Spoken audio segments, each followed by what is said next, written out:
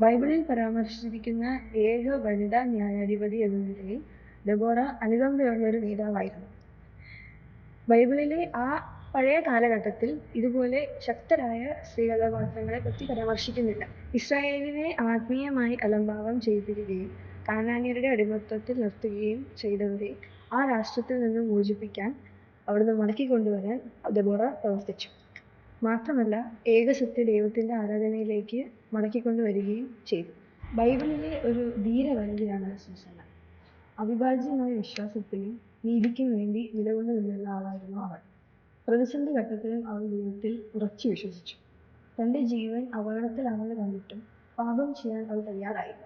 മാത്രമല്ല കള്ളാരോപണത്തിന്റെ മുൻപിലും അവൾ സത്യം തുറന്നു പറഞ്ഞു. പഴയ നിയമത്തിൽ ദാനിയേൽ പ്രവാചകന്റെ പുസ്തകത്തിലുള്ള ഈ കഥ ഉറച്ചു വിശ്വസിക്കുന്നവരുടെ കൂടെ ദൈവം എപ്പോഴും കൂടെ ഉണ്ടാകും എന്നത് ഓർമ്മപ്പെടുത്തലാണ്.